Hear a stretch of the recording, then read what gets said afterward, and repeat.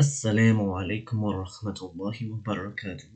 Today I'm going to be responding to a YouTuber who's trying to make the argument that Islam is woke. It just seems to be the byword for anything that certain people don't like. But alright. Ismail Youssef, an ex-Muslim, who explained to me that Islam is actually a very liberal religion, despite what many Muslim apologists would have you think. So apparently we can't win. Either we're really backwards and like barbarians that need to be civilized, but also we're really woke and cringe and we change and they don't. There's a lot of online Muslims will try to have you think that Christianity is a liberal religion that just keeps changing with modern times. It does. They literally believe it keeps changing with modern times. That's the whole doctrine of the Catholic Church, that they kind of find a new doctrine in one of their councils, because apparently they're guided by the Holy Spirit, and then that's their new doctrine. It does literally keep changing.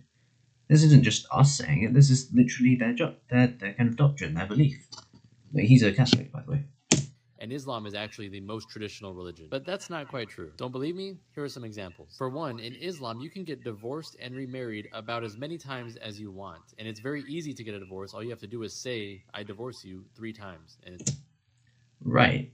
But that isn't a change, so it doesn't fall under what he wanted. It's just different from his general idea of traditionalism. So woke, the idea of something being woke is juxtaposed to the traditionalist Christian view. So, well, yeah, but that doesn't mean I wouldn't call Islam woke, and obviously Islam is different from Christianity, and so this is a really ridiculous argument. Let's see what else he's got. It's done. Contrast that with Catholicism, and you can't get a divorce in Catholicism. It doesn't exist. The church even says, like, we don't have the power to give you a divorce, because once you say, till death do us part, that is till death do you part. And that causes a bunch of problems. For example, if there's an abusive marriage, if it's really not working out, and there are like massive kind of problems and issues in the marriage that can't be resolved, and you've tried again and again and again, then it's actually problematic to stay together. That might end in, and may Allah protect us from this, some kind of abusive relationship, then yeah, divorce is the best option. To just kind of get out, separate that, and hopefully, inshallah, that's not going to be a problem. You can't change that. Similarly, and also we didn't change that. Talaq is a thing in Islam. It's not a new thing that we've just invented. Islam allows abortion. It allows contraception. We allow some abortion in very specific circumstances. And I believe that Catholicism and Catholics would probably allow abortion if the life of the mother was in danger. And even pornography is discouraged in Islam, but it's not considered a sin. So that's a blatant lie.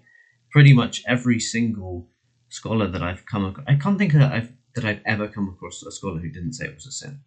I don't think that's ever happened. So that's just a blatant lie. So if you ever see the degeneracy on the left and wonder why Islam is teamed up with the left a lot of the time, it's because they agree on social issues. Nope, wrong. Like 80%, but there's 80% is absurd. I would say we have more in common with the right than the left, by the way. But so much more to this, and the full-length video of me and Ismail Youssef talking about this very topic is on my YouTube, so go check it out. And if you actually want to join a religion with conservative, traditional values, then join Islam, because we're the only religion that doesn't change. All right. Assalamu alaikum wa rahmatullahi wa barakatuh.